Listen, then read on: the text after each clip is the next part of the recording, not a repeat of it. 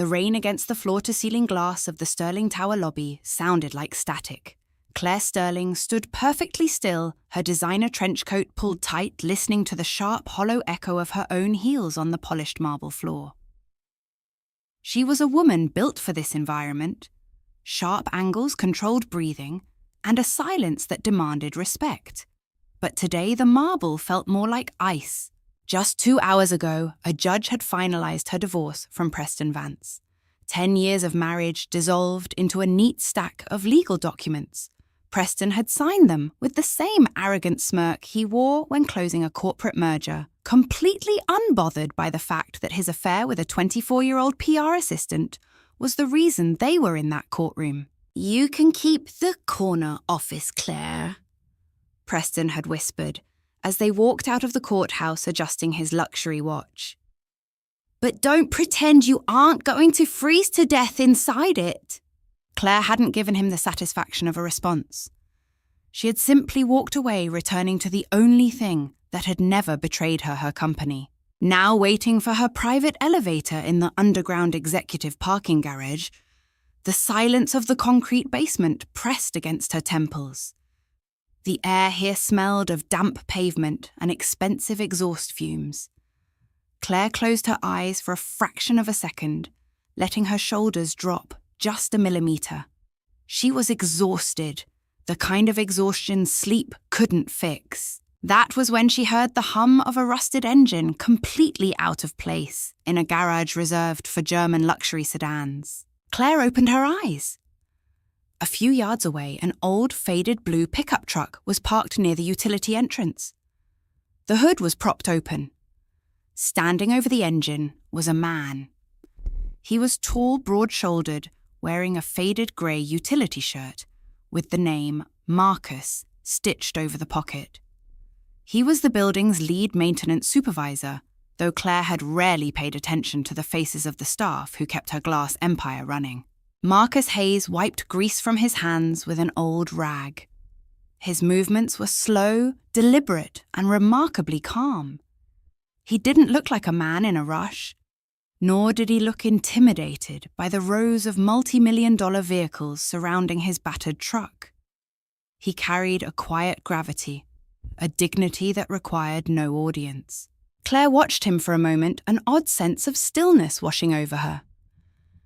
There was no pretense in the way he stood, no calculated posture, just a man trying to get his engine to turn over. Then a small movement caught her eye. The passenger door of the truck was open. Sitting on the worn fabric seat, her legs swinging gently, was a little girl no older than 7. She had 2 neat braids framing her face and was carefully balancing a brightly coloured folder on her knees, drawing with intense concentration. Claire should have looked away. She should have stepped onto the elevator and ascended back to her sterile, perfect penthouse office. But something anchored her to the spot. Maybe it was the contrast. The sheer absurdity of this quiet domestic scene unfolding in the cold, elitist belly of Sterling Tower. As Claire took a step toward the elevator, the sharp click of her heel echoed loudly through the concrete garage. The little girl looked up. Maya's dark eyes locked onto Claire. She didn't shrink back or look away the way most children did when faced with the imposing presence of the Sterling CEO. Instead, Maya carefully set her crayons down, hopped off the seat, and walked over to a small, brightly coloured drawing that the wind had blown a few feet across the concrete floor, stopping right near Claire's expensive boots. Claire looked down at the paper. It was a drawing of a house with a disproportionately large porch light and 2 stick figures, a tall one and a small one standing underneath it. Slowly, Claire bent down. The fabric of her tailored coat brushed the dusty floor. She picked up the drawing and held it out to the little girl. "Thank you," Maya said, her voice small but remarkably steady. She took the paper carefully.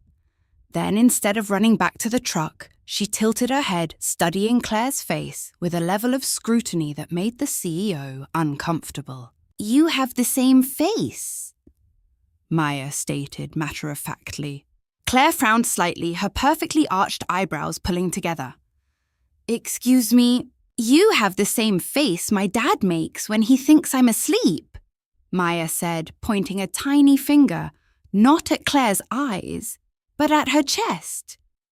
Like your breathing hurts, but you're trying really hard to pretend it doesn't. The words stopped Claire cold. The air in her lungs simply vanished. For 10 years, Preston had looked at her every single day and never once noticed when she was quietly suffocating. Her board members didn't see it. Her wealthy socialite friends didn't see it. But this 7-year-old girl, standing in a damp parking garage, had just dismantled her multi-million-dollar armor in a single sentence. Before Claire could find a response, heavy footsteps approached. "Maya!" A deep, resonant voice called out. Marcus stepped between them. He didn't step aggressively, but the protective shift in his body language was immediate. He placed a large, calloused hand gently on his daughter's shoulder, pulling her back just a fraction of an inch. "I told you to stay in the truck, baby," Marcus said softly, his tone completely void of the sharp edge parents often use when stressed. "My picture flew away, Daddy," Maya explained. "The lady picked it up." Marcus finally looked at Claire. His eyes were dark, steady, and incredibly piercing. He didn't widen his eyes in shock or start stammering apologies the way her employees usually did when they accidentally crossed paths with her. He simply saw her as another human being standing in a parking lot. "Thank you, ma'am," Marcus said. His voice was polite, respectful, but held no subservience. He treated her with the exact same quiet dignity he carried himself. "It's fine," Claire managed to say, her voice sounding a little thinner than usual. "She's very observant." Marcus looked down at his daughter, a faint protective shadow crossing his face. "She sees more than she should," he said quietly. It sounded like an apology not to Claire, but to the little girl. The elevator behind Claire gave a soft ping, signaling its arrival. The doors slid open, revealing the polished wood and mirrored interior. "Have a good evening, Miss Sterling," Marcus said, turning away to guide his daughter back to the truck. He knew exactly who she was, yet he wasn't trying to impress her or seek favor. He was just a father making sure his child was safe. Claire stepped into the elevator. As the doors began to close, she watched Marcus lift Maya effortlessly into the passenger seat, wrapping an old blanket around her shoulders to guard against the damp chill of the garage. The doors sealed shut, cutting off the scene. As the elevator shot upward toward the glass ceiling of Houston's skyline, Claire stood alone in the perfect polished reflection of the mirror. Maya's words echoed in her mind. "Asterisk, like your breathing hurts, but you're trying really hard to pretend it doesn't." Claire pressed a hand to her chest. Beneath the expensive silk and the cold marble exterior, she realized for the first time in years her heart was beating with a painful, undeniable ache. 3 days passed before Claire saw him again. The encounter in the parking garage had lingered in her mind like a strange, unfinished melody. She had spent the last 72 hours burying herself in quarterly reports and board meetings, trying to drown out the memory of a 7-year-old girl diagnosing her broken heart in under 30 seconds. It was a Tuesday afternoon, and the grand lobby of Sterling Tower was filled with the usual hum of high-level corporate activity. Executives moved briskly across the expanse of imported Italian marble. The air was climate-controlled, smelling faintly of expensive espresso and sanitized success. Claire had just stepped out of the private executive elevator on the mezzanine level, pausing by the glass railing to check a message on her phone. From her vantage point, she had a perfect, unobstructed view of the sprawling lobby below. That was when she heard the voice, loud, entitled, and painfully familiar. "Are you completely incompetent or just blind?" Claire's fingers froze over her phone screen. She looked down. Standing near a large decorative water feature in the center of the lobby was her ex-husband, Preston. He was dressed in a pristine charcoal suit, a designer leather briefcase in one hand and his new 20-something PR assistant clinging tightly to his other arm. He had come to the building to finalize the transfer of his remaining shares. A final administrative chore of their divorce. But Preston's attention wasn't on his paperwork. He was glaring furiously at the ground, where a puddle of iced coffee was rapidly spreading across the flawless marble, splashing the tips of his $2,000 Italian leather loafers. Standing opposite Preston, holding a heavy toolbox and a large industrial wrench, was Marcus Hayes. Marcus had cordoned off a small section of the water feature for maintenance. A bright yellow caution sign was clearly placed on the floor. Preston, arrogant and distracted by his own loud conversation, had simply walked right past the sign, clipping Marcus's shoulder and dropping his own drink in the process. "Do you have any idea how much these shoes cost?" Preston demanded, his voice carrying over the ambient noise of the lobby. Several passing executives slowed their pace, turning their heads to watch the commotion. Marcus did not flinch. He didn't drop his head or cower the way Preston expected service workers to do. He slowly set his heavy toolbox down on the marble floor. "There is a caution sign right there, sir," Marcus said. His voice was a deep, resonant baritone, incredibly calm, but holding a quiet weight that cut through Preston's shrill anger. Preston's face flushed with the kind of immediate ugly rage that only belongs to men who are used to buying their way out of consequences. "I don't care about your plastic sign. I asked if you know how much these shoes cost. You probably don't make enough in a month to cover the tax on them." Up on the mezzanine, Claire felt her stomach coil into a tight, sickening knot. She gripped the cold glass railing, her knuckles turning white. This was Preston! This was the man she had shared a home with for 10 years. A man who measured a person's absolute worth by the brand of their clothing and the size of their bank account. For a decade, she had excused this behavior as corporate stress. Now, watching it from the outside, it just looked pathetic. "I apologize that your shoes are ruined, sir," Marcus said, keeping his tone perfectly level. "But I was working inside the cordoned area." "I don't want your excuses," Preston snapped, taking a step forward, trying to use his proximity to intimidate the larger man. "I want you to clean it up, right now." Claire's breath caught in her throat. She was about to step toward the staircase, about to intervene, and have security escort her ex-husband out of her building, but a small movement caught her eye. Sitting on a marble bench just a few feet behind Marcus was Maya. The little girl had her backpack resting on her lap. She wasn't drawing today. She was staring wide-eyed at Preston, her small hands gripping the straps of her bag so tightly her knuckles were trembling. Marcus saw her too. He didn't turn his head, but Claire watched the subtle, instantaneous shift in his posture. The muscles in his broad shoulders locked. His jaw tightened. The air around him seemed to pull taut, vibrating with the sudden, overwhelming instinct of a father realizing his child was witnessing a threat. Preston sneered, completely oblivious to the child. "What are you waiting for? Get on your knees and wipe it off. That is what you people are paid for, isn't it?" The ugly coded language hung in the air. "Asterisk you people." The implication was loud, clear, and laced with generations of quiet, polite racism and class prejudice. Silence fell over that section of the lobby. The PR assistant hanging on Preston's arm giggled nervously, glancing around at the spectators. Up on the balcony, Claire felt a wave of absolute disgust wash over her. She wanted to scream. She wanted to shatter the glass in front of her. But Marcus Hayes did something that paralyzed the entire room.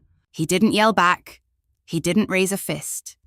He reached into his utility belt, pulled out a clean, folded microfiber cloth, and held it out toward Preston.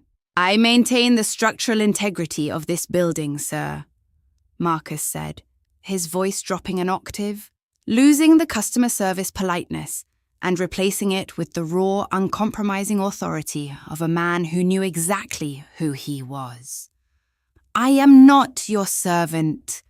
You spilled your drink because you weren't looking where you were walking. You can wipe your own shoes." Preston stared at the cloth, his mouth opening and closing like a suffocating fish. He was entirely unarmed by the response. He had expected submission. He had expected fear. He had no idea how to handle a working-class black man who refused to surrender his dignity in a room full of millionaires. "Are you refusing to do your job?" Preston sputtered, his voice cracking slightly as his humiliation deepened. "Do you know who I am? I will have you fired before you clock out today." Marcus didn't blink. He kept his hand extended for another 2 seconds. When Preston didn't take the cloth, Marcus simply dropped it. It landed with a soft, pathetic slap right next to Preston's ruined loafers. "Have a blessed day, sir," Marcus said. He didn't wait for Preston's explosive response. He turned his back on the furious executive, the ultimate display of dismissal. Marcus walked straight over to the marble bench, crouching down so he was exactly at eye level with his daughter. From the mezzanine, Claire couldn't hear what Marcus said to the little girl. But she saw the way he smiled, a warm, protective, shielding smile that instantly erased the tension from Maya's face. He placed a large hand gently on her cheek, whispering something that made the little girl nod and release her death grip on her backpack. He was showing his daughter that the loud, angry man in the expensive suit held absolutely no power over them. He was teaching her that dignity wasn't something a rich man could take away.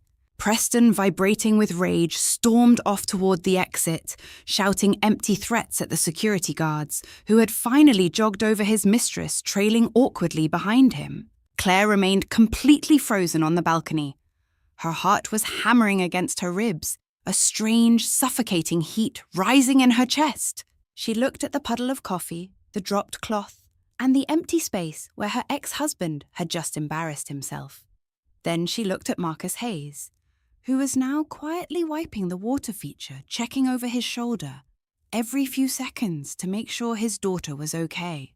For 10 years, Claire had believed that power was loud. She had believed that strength was found in the ability to destroy your opponents, to dominate a room, to wear the most expensive armor money could buy. Preston had built his entire identity on that illusion. But as Claire looked down at the quiet mechanic in the faded work shirt, a profound, earth-shattering realization washed over her. Preston Vance, with his millions of dollars and his tailored suits, was the smallest, weakest man she had ever known. And Marcus Hayes, a single father cleaning up a mess he didn't make, was a king. The 42nd floor of the Sterling Tower was a mechanical level. It was not designed for executives.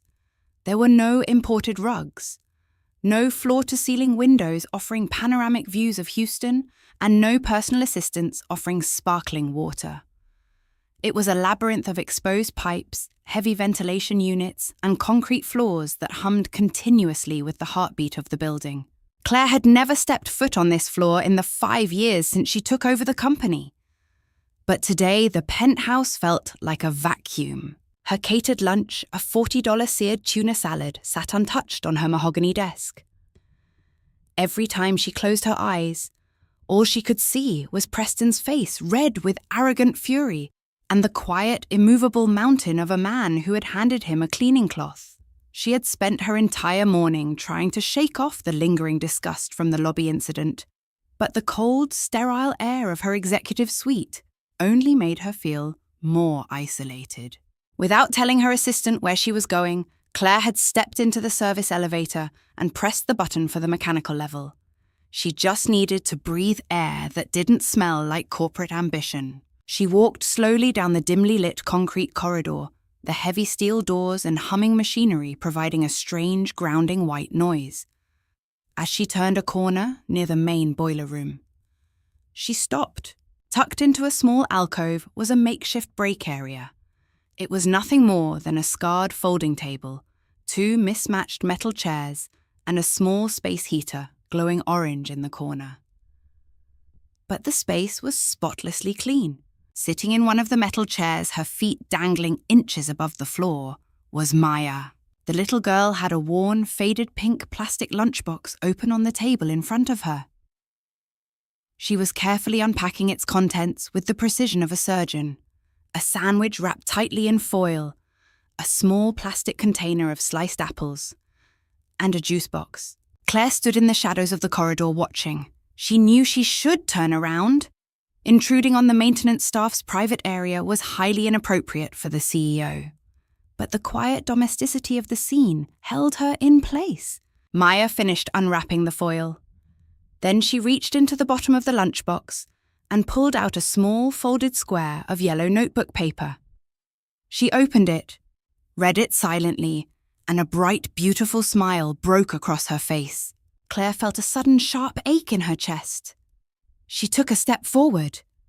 Her heel clicked softly against the concrete. Maya looked up. Her dark eyes widened slightly in recognition, but there was no fear in them.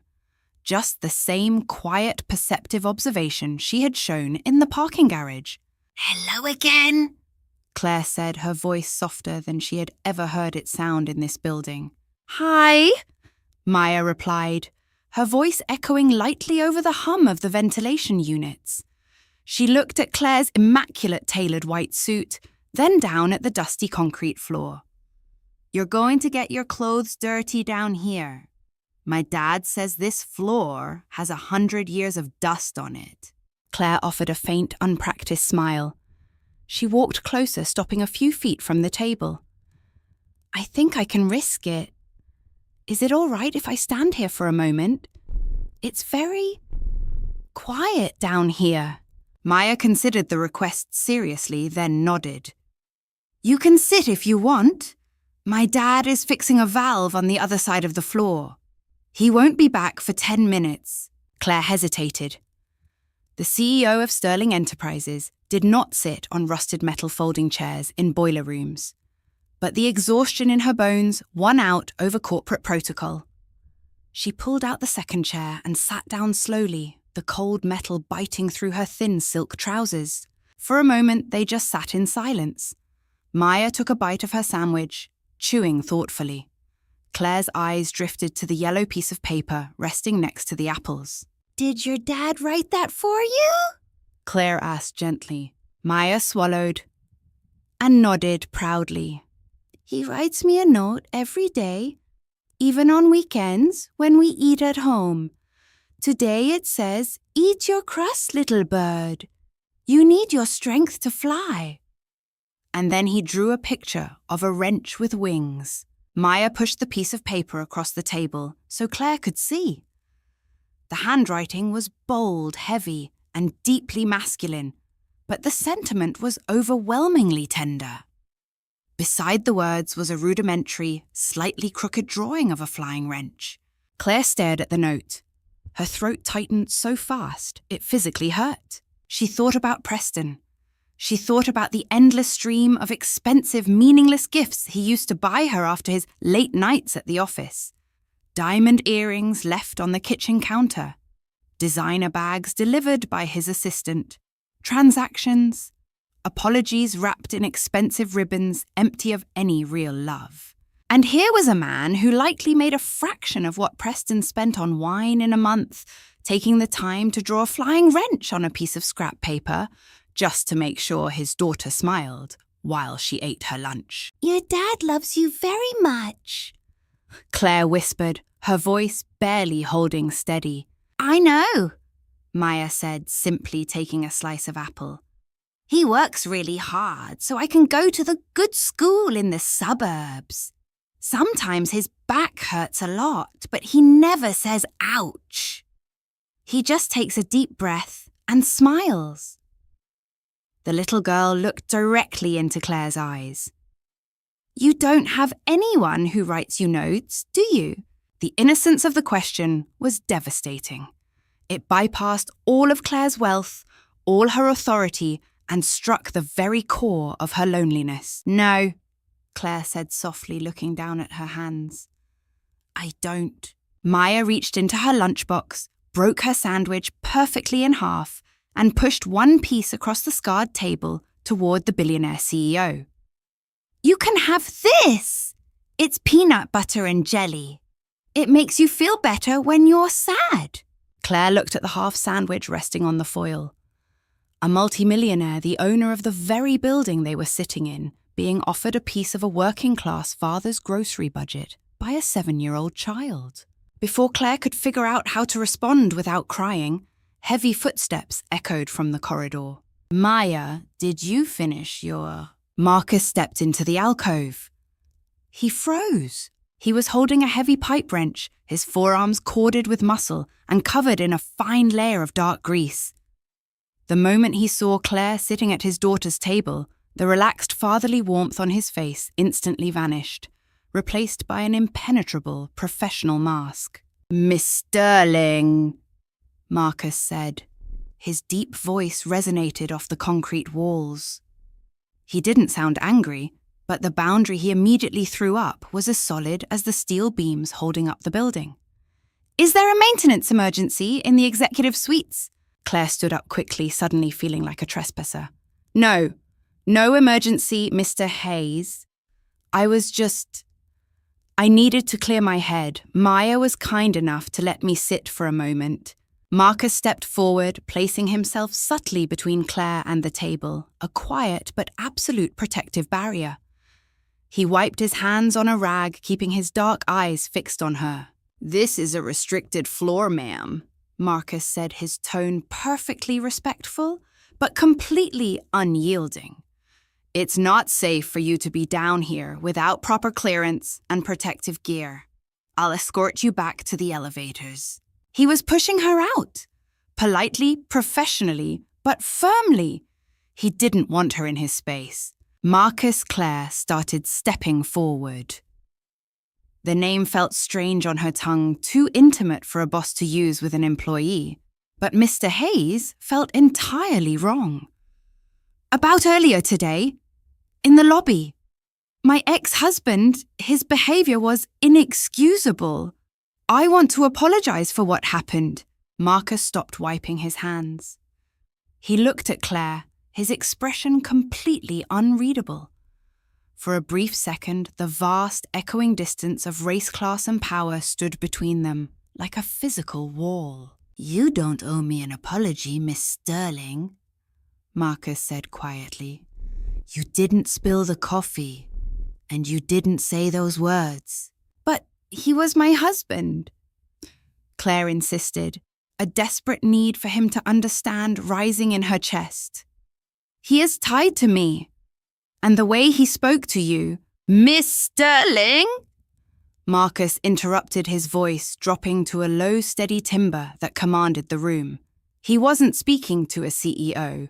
He was speaking to a woman. I'm a black man, raising a daughter alone in this world. Do you think today was the first time a rich man in a nice suit looked at my uniform and decided I was beneath him? Claire's breath hitched. She couldn't look away from his intense dark eyes. I know exactly what I am worth. Marcus continued, his voice calm, carrying a quiet, terrifying dignity. I don't carry other people's garbage, and I don't need their pity. What your ex-husband thinks of me is none of my business. He glanced back at his daughter, the hardness in his eyes melting for a fraction of a second, before he looked back at Claire. My only business is making sure she knows she never has to lower her head for anybody. The truth of his words hit Claire like a physical blow. He wasn't broken by Preston's humiliation. He was entirely untouched by it, because Marcus Hayes possessed a kind of internal wealth that Preston Vance could never buy. Marcus gestured toward the corridor with his rag. The elevator is this way, ma'am. Claire nodded slowly. She felt stripped bare, but strangely, profoundly awake. Thank you, Mr. Hayes. For your time? She looked past him to the little girl. And thank you for the sandwich, Maya. Maya waved her mouth full. As Claire walked back toward the elevator, leaving the warmth of the space heater and the quiet dignity of the mechanic behind the sterile, cold reality of her own life closed back in around her, she pressed the button for the penthouse.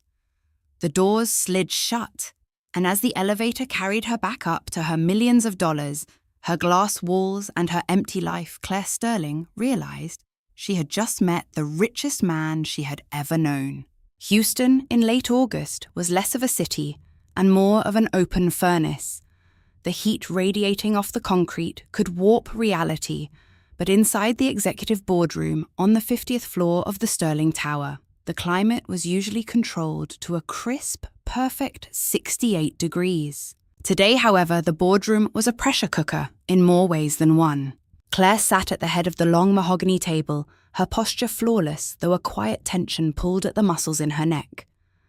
Around the table sat 12 of the company's largest shareholders, and sitting directly to her right, acting as a proxy for an aggressive private equity firm, was Preston. He had no actual business running logistics, but his new firm had bought a substantial voting block in Sterling Enterprises just to keep him in Claire's orbit.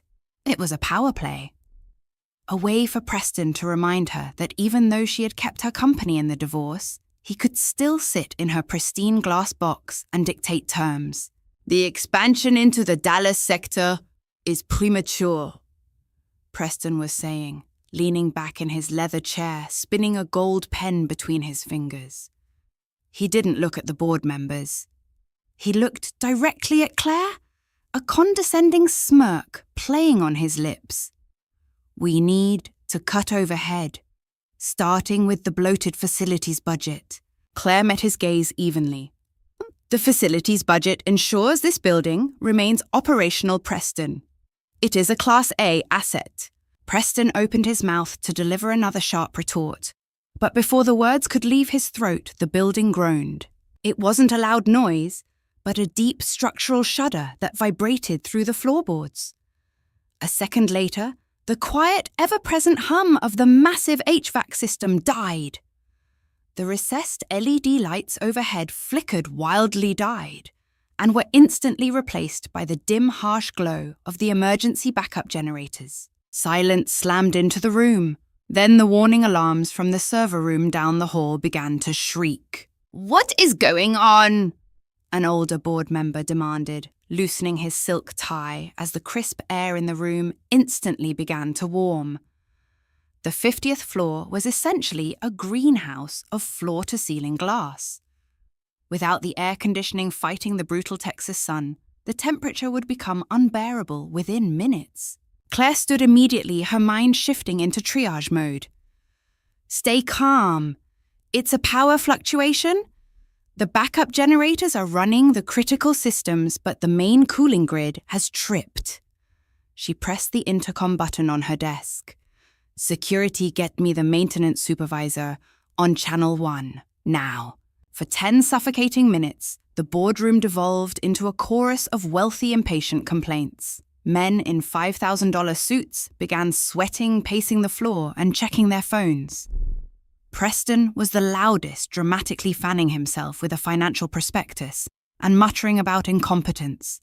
The heavy oak doors of the boardroom finally pushed open. Marcus Hayes walked in, followed by a young, visibly nervous apprentice carrying a diagnostic tablet.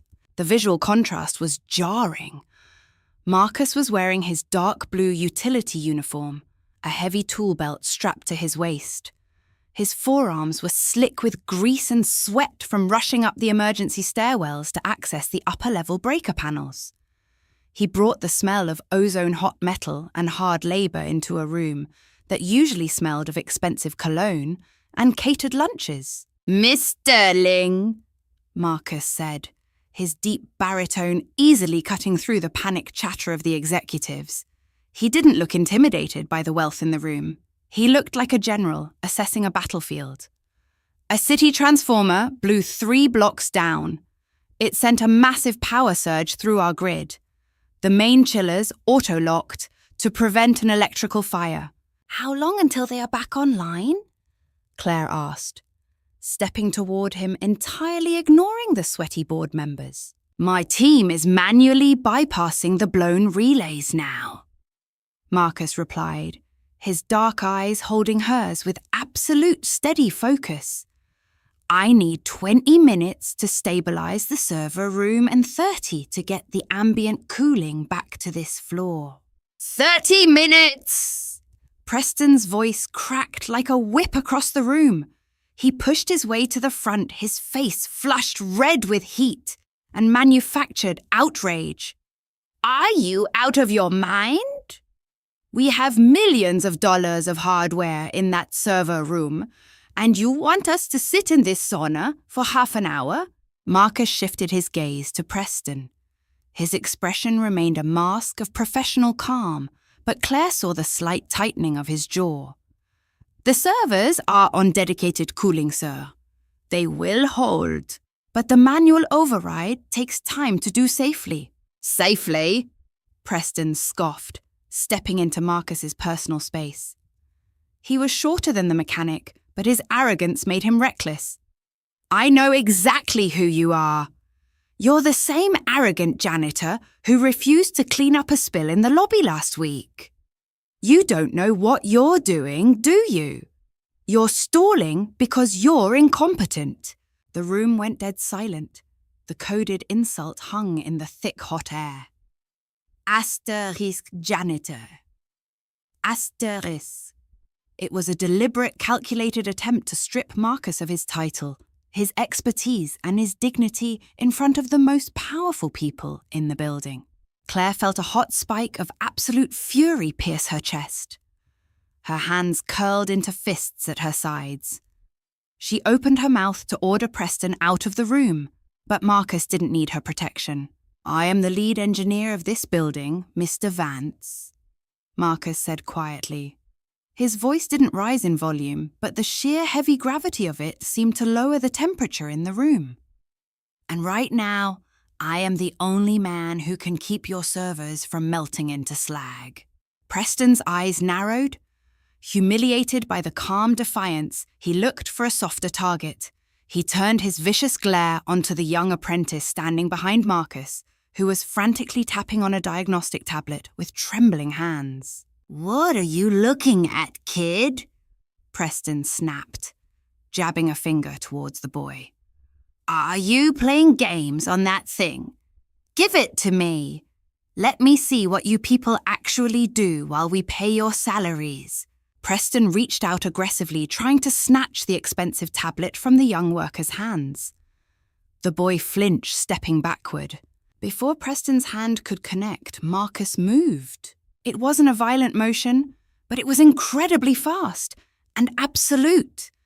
Marcus stepped smoothly between Preston and the boy, his broad chest forming an impenetrable wall of solid muscle and protective instinct.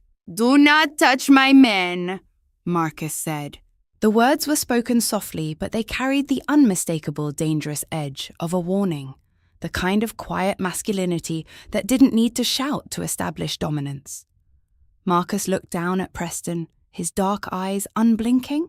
My technician is running a sequence that will keep this floor from catching fire. Marcus continued, his voice echoing in the deadened room. You are currently interfering with a critical safety operation. Step back, sir. Now. Preston froze. For a split second, the facade of the untouchable corporate elite cracked, revealing the frightened small man underneath. He looked at Marcus's grease-stained hands, then at the hard set of his shoulders, and instinctively took a step back. Claire stood paralyzed, her heart hammering against her ribs. She felt a visceral physical reaction to what she had just witnessed. Her entire life she had been surrounded by men like Preston men, who used money as a weapon, who screamed to make themselves feel big, who threw subordinates under the bus to save their own egos. But looking at Marcus Hayes standing covered in sweat and grease shielding a frightened young worker with his own body, Claire saw real power. She saw a man who carried the weight of the world on his shoulders and never once complained. A man who protected those behind him and faced down those in front of him with quiet, unshakable dignity. Mr. Hayes, Claire said, her voice ringing out clear and sharp, cutting the tension like a blade. Marcus looked over his shoulder at her. You have 30 minutes, Claire said, holding his gaze. She didn't look at Preston. She didn't acknowledge her ex-husband's existence. Do whatever you need to do. If anyone in this room interferes with you or your team again, they will be forcibly removed by security. Is that understood? A faint, almost imperceptible nod of respect passed between them. Yes, ma'am, Marcus said.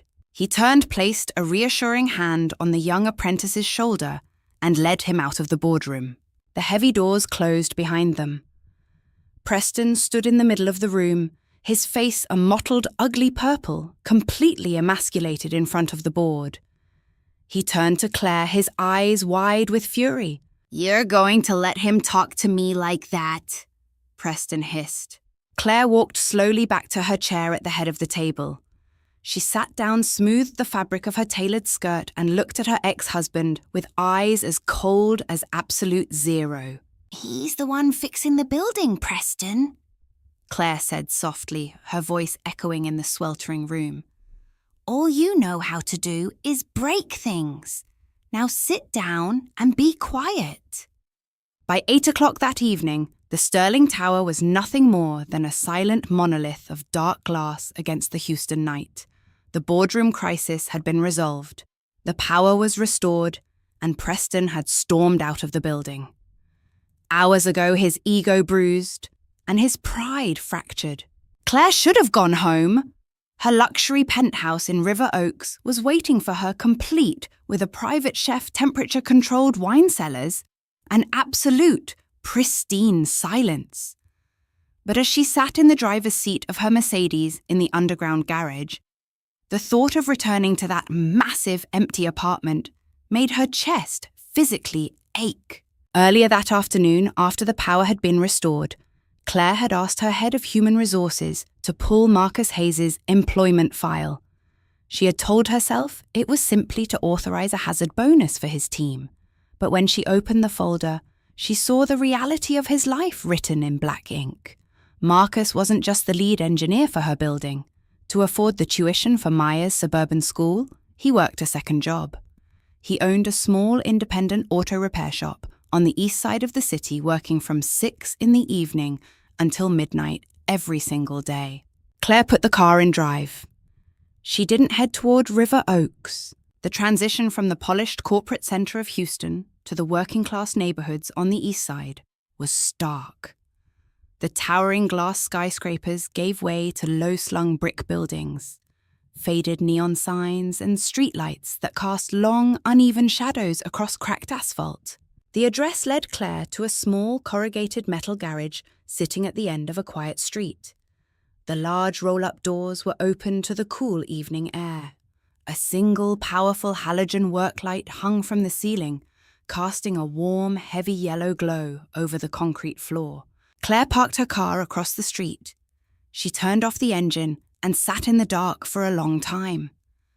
The dashboard clock read 8:40. She looked down at the 2 paper cups of diner coffee sitting in her cup holders. It was an absurd impulse. The CEO of a billion-dollar real estate empire sitting in a rough neighborhood with 2 cups of cheap coffee hesitating outside a mechanic's shop.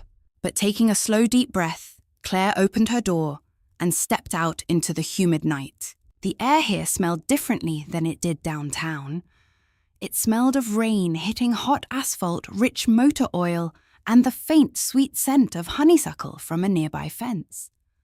Claire walked slowly across the street, her low heels crunching softly against the gravel driveway. Inside the garage, an old classic Mustang was elevated on a hydraulic lift. Beneath it, lying flat on a mechanic's creeper, was Marcus. He was wearing a faded grey t-shirt that clung tightly to his broad chest, and a pair of heavily stained denim jeans. He was working a wrench with steady rhythmic precision, the muscles in his arms flexing under the harsh yellow light. A small battered radio on a nearby workbench was playing a low, soulful blues track. "Excuse me," Claire said softly. The wrench stopped turning. For a second, the garage was completely still. Then Marcus pushed off the ground, the wheels of the creeper rolling smoothly as he slid out from under the heavy chassis of the car. He sat up, wiping a streak of grease from his forehead with the back of his forearm. When his dark eyes landed on Claire, he froze. She looked entirely out of place. She was still wearing her tailored white silk blouse and high-waisted trousers, standing under the flickering neon sign of his garage. Like a ghost who had wandered out of a corporate magazine. Marcus stood up slowly, grabbing a red shop towel from his back pocket to wipe his hands. He didn't look angry, but the sudden intrusion clearly put him on guard. His posture shifted into that same quiet, protective stance she had seen in the lobby. "Miss Sterling," Marcus said, his deep voice carrying over the low hum of the radio.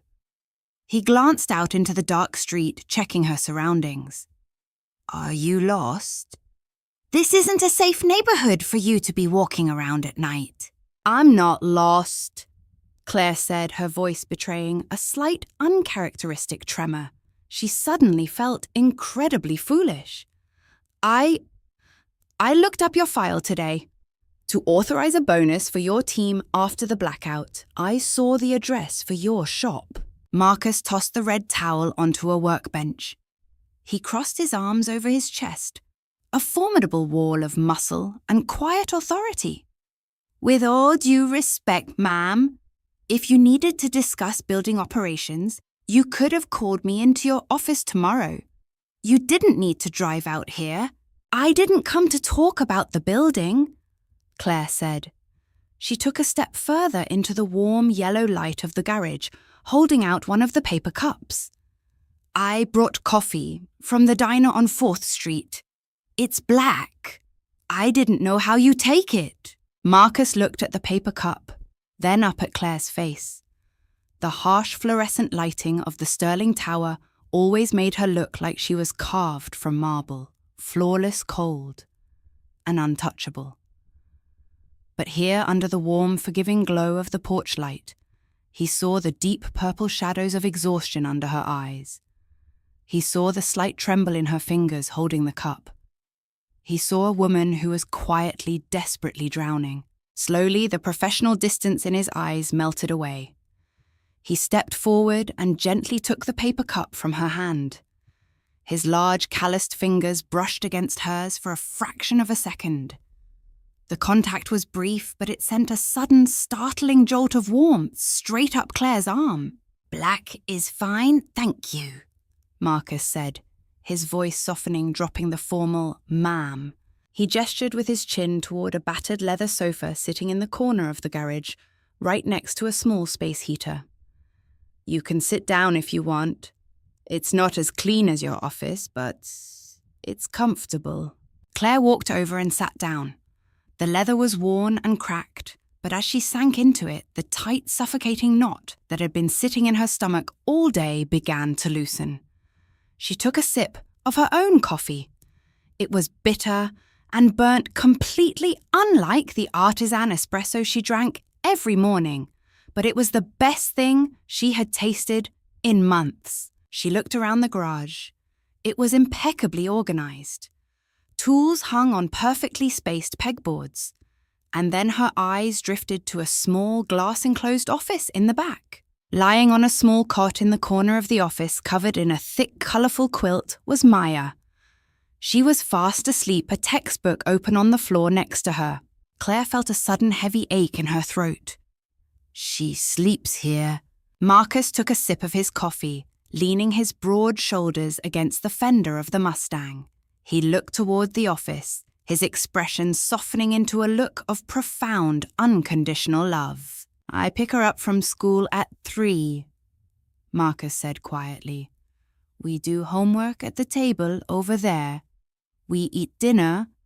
Then she sleeps in the office while I finish my client cars. I carry her to the truck at midnight, and we go home. We do it every day." "You work 18 hours a day," Claire whispered, the reality of his sacrifice hitting her like a physical weight. I do what I have to do, Marcus replied, simply turning his gaze back to Claire. There was no complaint in his voice, no desire for sympathy, just the unshakable reality of fatherhood. A man takes care of what belongs to him. That's just the job. The words hung in the warm air of the garage. Asterisk, a man takes care of what belongs to him. Claire stared down at her coffee cup. Preston had never taken care of her. He had paraded her around at galas, used her company's prestige to elevate his own status, and then discarded her the moment he found someone younger and more easily manipulated. She had spent 10 years building an empire, and yet sitting in this dirty mechanic's shop. She realized she had absolutely nothing of real value. Without warning, a single tear broke free, tracing a hot path down her cheek. She gasped softly, instantly humiliated and raising a hand to wipe it away quickly. "I'm sorry," she choked out, looking away from him. "I shouldn't have come here. I'm intruding. My apartment is so quiet. And today when you stood in front of that boy in the boardroom, I realized how long it's been since someone protected me." She expected him to awkwardly look away. She expected him to offer a polite, empty platitude. Instead, Marcus set his coffee cup down on the workbench. He walked slowly across the concrete floor and stopped right in front of her. He didn't try to touch her. He didn't invade her space. He simply lowered his massive frame, crouching down until he was eye level with her, anchoring her with his steady dark eyes. "You don't have to apologize for being tired, Claire," Marcus said, his deep voice wrapping around her like a heavy, warm blanket. It was the first time he had used her first name. It sounded like a lifeline. Claire looked into his eyes. There was no judgment there. No corporate calculation. Just the quiet, fierce compassion of a man who knew exactly what it felt like to carry the weight of the world alone. For the first time in 10 years, Claire let her shoulders completely drop. She leaned back against the worn leather of the sofa, the smell of motor oil and rain filling her lungs and under the yellow glow of the garage light.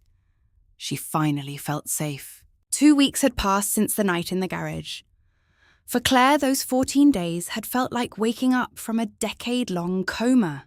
There had been no grand romantic declarations, no dramatic shifts in their daily routines, just quiet, steady moments that anchored her to the earth.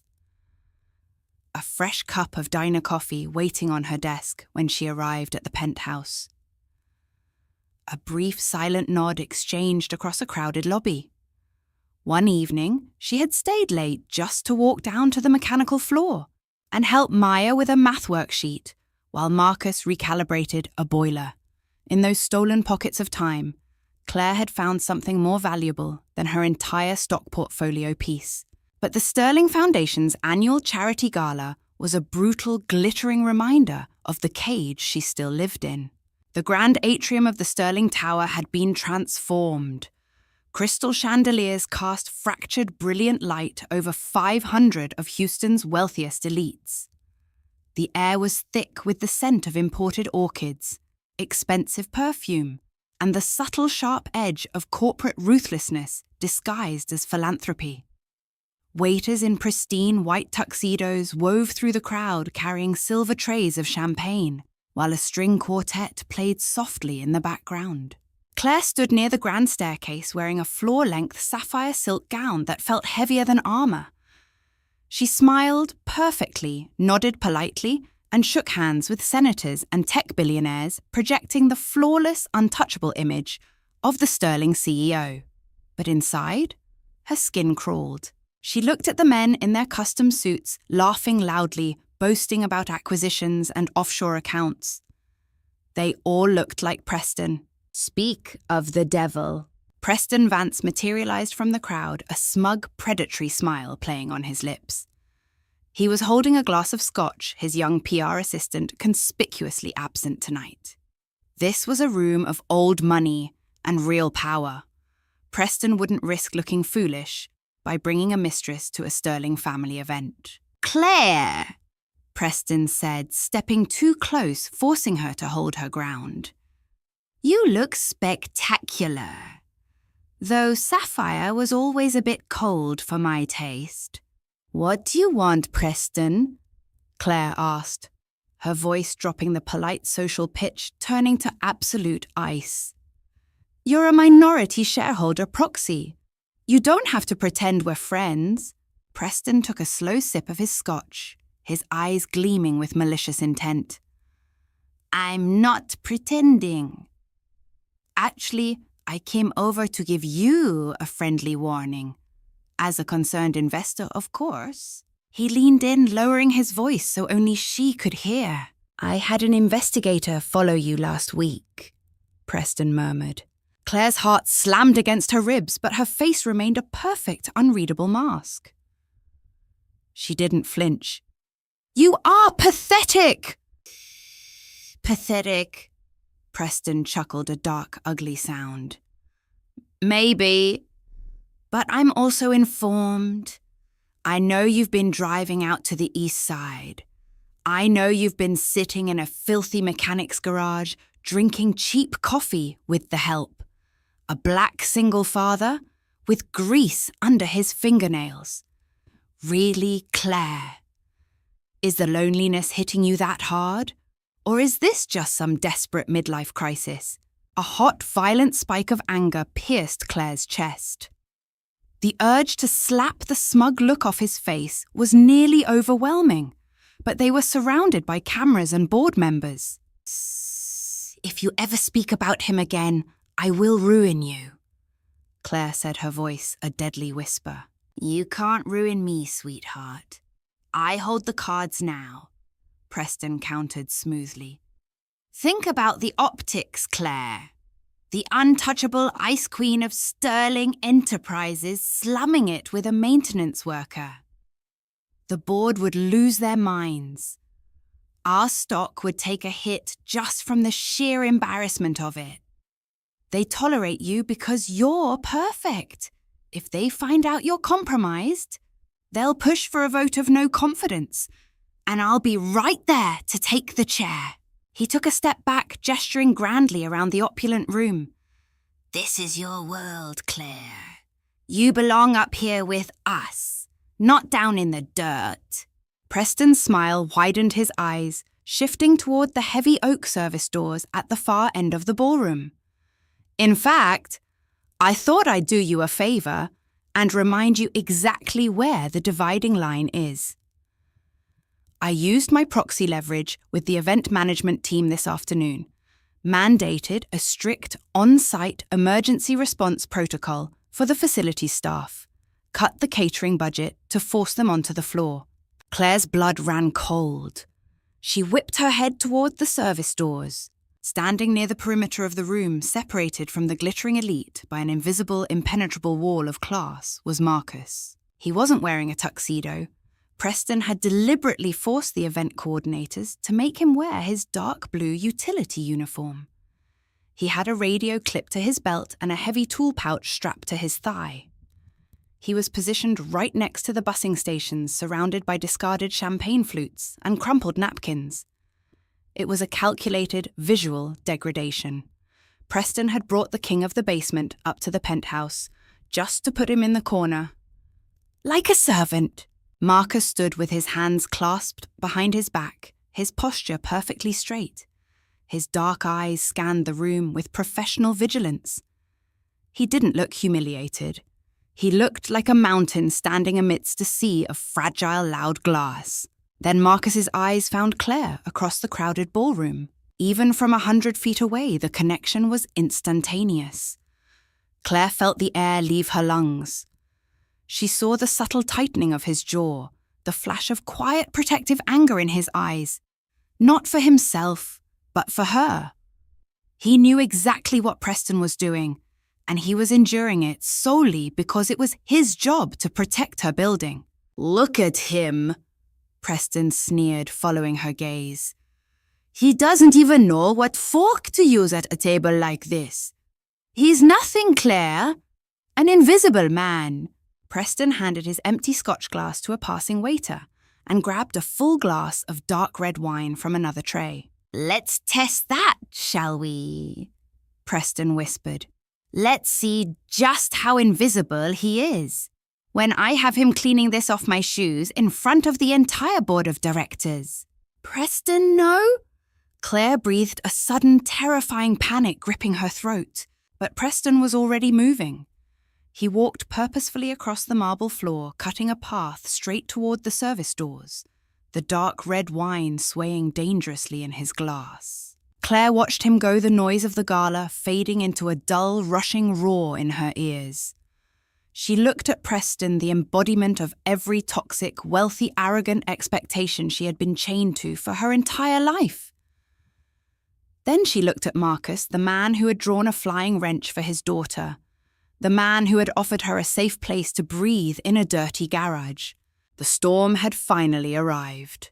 And Claire Sterling realized with absolute terrifying clarity that she was done running from the rain. Preston walked with the arrogant liquid swagger of a man who believed the entire world was simply an audience paid to watch him win. He navigated through the sea of custom tuxedos and glittering gowns, the glass of dark red wine held loosely in his hand. Claire moved behind him. She didn't run. The CEO of Sterling Enterprises never ran. But her stride was lethal, her sapphire silk gown trailing behind her like the dark rolling edge of a storm front. Her heart hammered against her ribs, but her mind was suddenly terrifyingly clear. For 10 years she had played by the rules of this room. She had swallowed her pride, hidden her grief, and maintained the flawless marble facade of the perfect corporate wife and the perfect executive. Not tonight. Preston reached the service doors. Marcus was standing exactly where the event coordinators had placed him, a quiet, immovable sentinel in a dark blue utility uniform. He saw Preston approaching. He saw the red wine. He saw the malicious gleam in the wealthy man's eyes. Marcus didn't brace himself. He didn't shift his stance. He simply watched Preston with the calm, detached pity of a lion watching a jackal.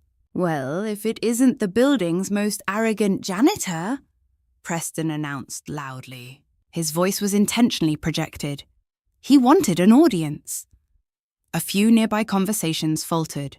Several board members and wealthy investors turned their heads, their curiosity piqued by the sudden disruption in the polite, monotonous hum of the gala. "Are you enjoying the party?" Preston mocked, stepping into Marcus's personal space. "It must be overwhelming for you, seeing how the people who actually own your life spend their evenings." Marcus looked down at him. His dark eyes were completely unbaited. "I'm on duty, Mr. Vance. If there is a maintenance issue, I will address it. Otherwise, please step back." "A maintenance issue?" Preston sneered, his face flushing with the intoxicating rush of his own perceived power. "As a matter of fact, there is." Preston tilted his wrist. The dark red wine poured from the crystal glass, splashing violently against the pristine white marble floor, the droplets splattering directly onto the toes of Marcus's heavy leather work boots. It looked like blood against the white stone. The string quartet nearby faltered, a cellist missing a note as the tension in the room suddenly spiked. A suffocating silence began to spread outward from the service doors, rippling through the crowd of 500 elites until the grand atrium was dead quiet. "Oops," Preston said, his voice dripping with venomous sarcasm.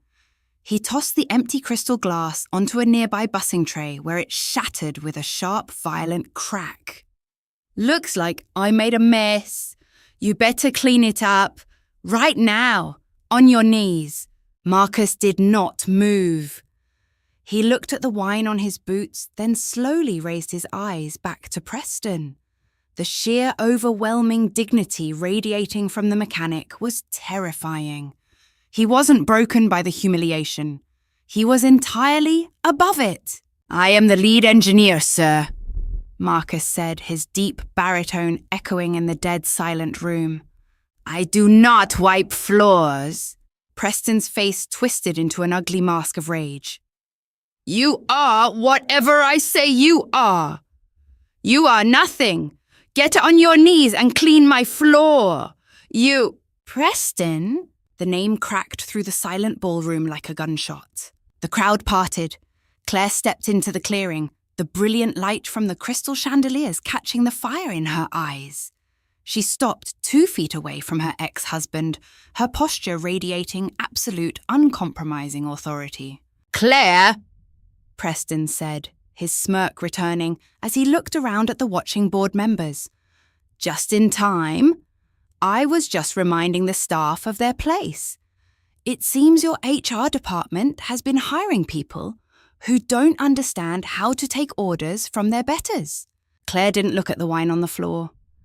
She didn't look at the crowd. She looked directly at Preston, seeing him not as the powerful executive he pretended to be, but as the small, cruel, pathetic man he truly was. His place?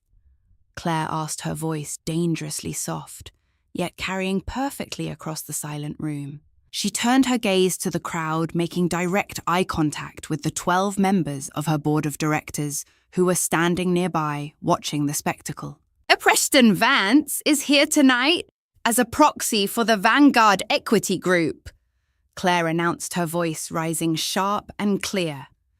A firm that purchased shares in my company to maintain a foothold in my life after our divorce. He believes that money gives him the right to humiliate the people who actually keep this building from collapsing. Preston's smirk faltered.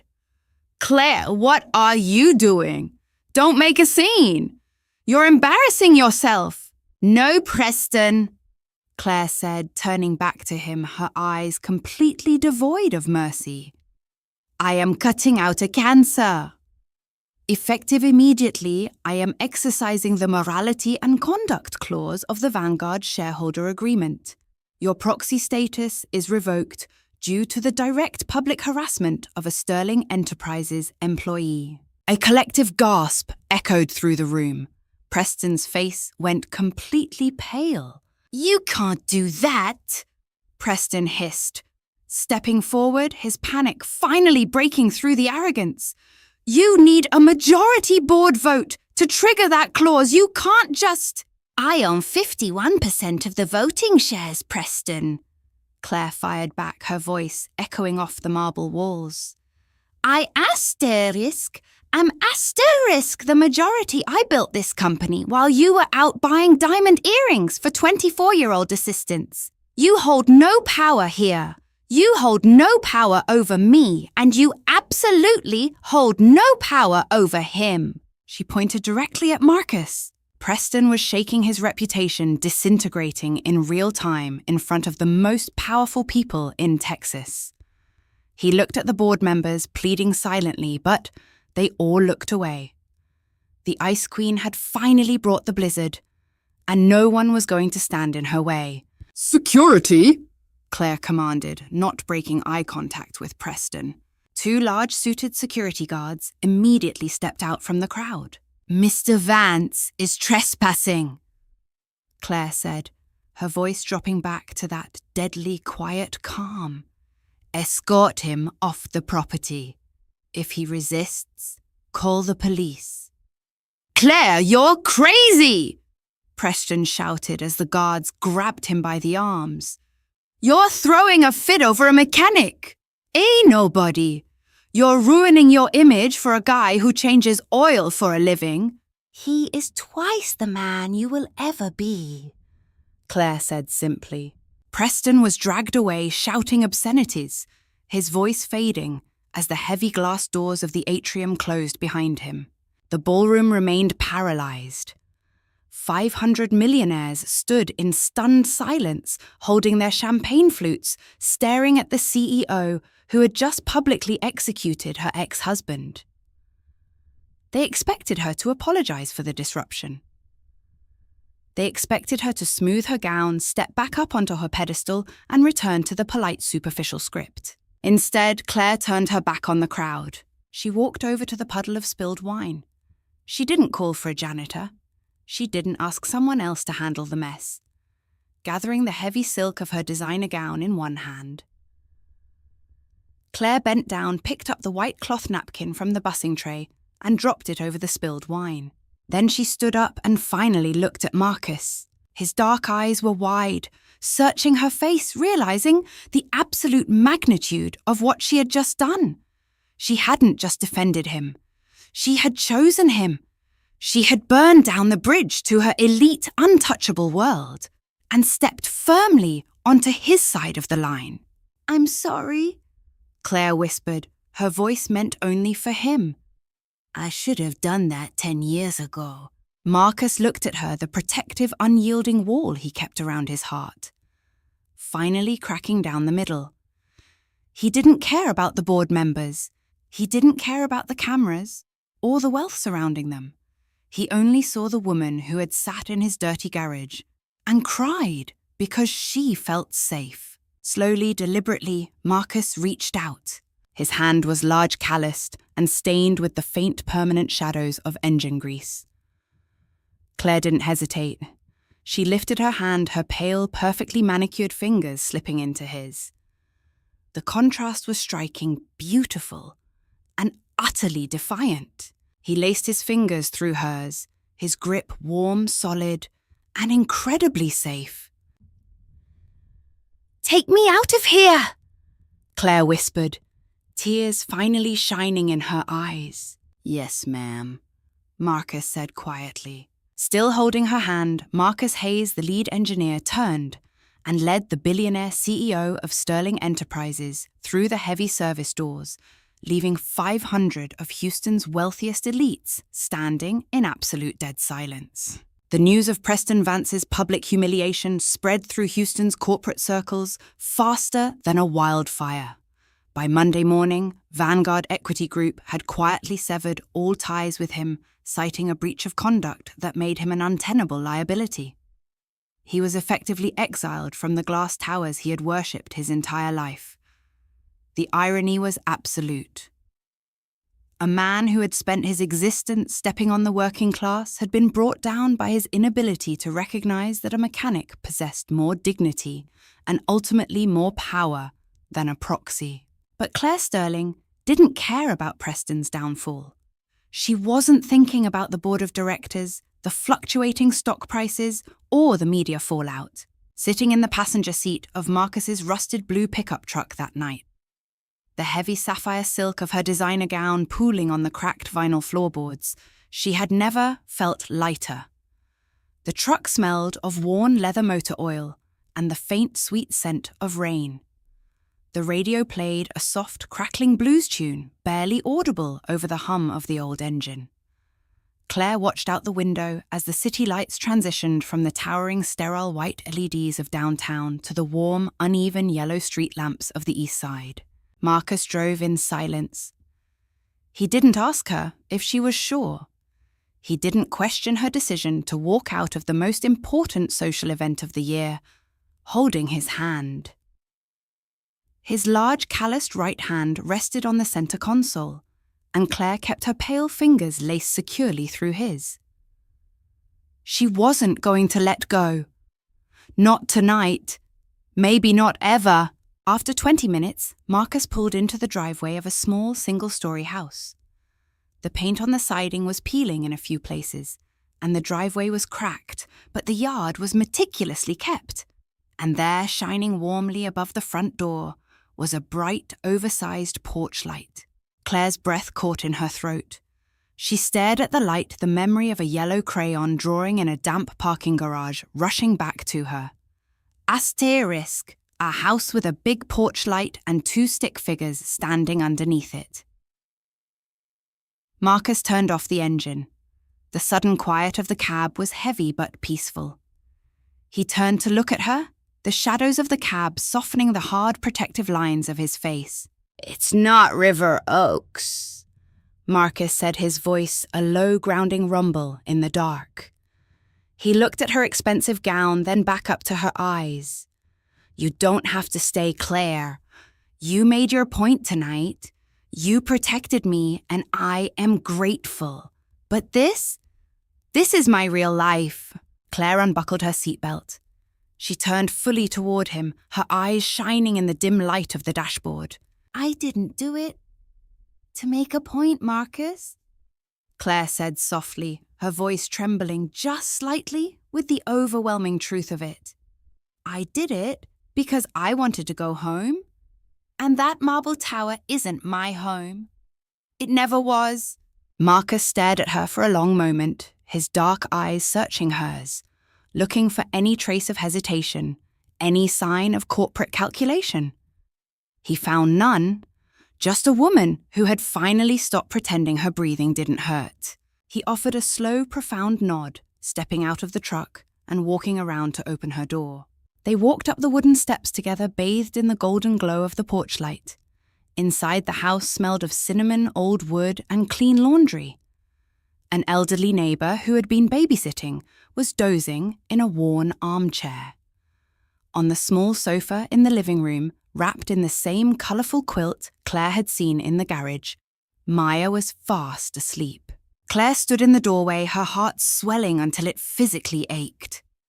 She watched Marcus thank the neighbour quietly pay her and see her out the door. Then the large, intimidating man who had terrified a billionaire executive just an hour earlier walked over to the sofa. With absolute breathtaking tenderness, Marcus scooped his daughter up into his massive arms. Maya murmured in her sleep, resting her head against his broad shoulder, her small fingers gripping the fabric of his dark blue uniform. I've got you, little bird, Marcus whispered, kissing the top of her head. Claire watched him carry the little girl down the short hallway to her bedroom. The sheer protective beauty of the scene stripped away the very last of Claire's marble walls. They crumbled into dust, leaving behind a woman who was finally ready to heal. A few minutes later, Marcus returned. He walked past the living room and pushed open the screen door, stepping back out onto the porch. Claire followed him into the cool night air. He was leaning against the wooden railing, looking out at the quiet street.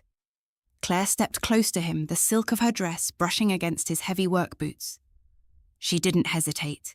She wrapped her arms around his waist and rested her head against the solid, warm expanse of his chest. Marcus let out a long, shaky breath. He wrapped his heavy arms around her shoulders, pulling her flush against him, resting his chin on the top of her head. After my wife died, Marcus murmured, his voice thick with an old, quiet grief. I built this entire life around surviving, just keeping my head down, keeping Maya safe. I locked the doors, Claire. I didn't think I would ever let anyone else in. Claire closed her eyes, listening to the steady, powerful rhythm of his heartbeat. You don't have to survive alone anymore, she whispered. Let me stay. Let me be the one who writes the notes for your lunchbox. A deep, rumbling chuckle vibrated through his chest, followed by a fierce, tightening embrace that made Claire feel safer than she had ever felt in her entire life. There were no cameras on this porch. There were no board members, no multi-million-dollar mergers, and no cold, empty penthouses. There was just the distant sound of rain, the warm yellow glow of a porch light, and a billionaire CEO who had finally found the richest man in the world. Asterisk, asterisk, asterisk. What moment in Claire and Marcus's story softened your heart the most? Do you believe that a child's simple honesty can change an adult's heart? Or do you believe more in the power of late regret and healing? Drop your thoughts in the comments below. If this story moved you, please like the video and subscribe to the channel for more stories about dignity, second chances, and the kind of love that money can never buy.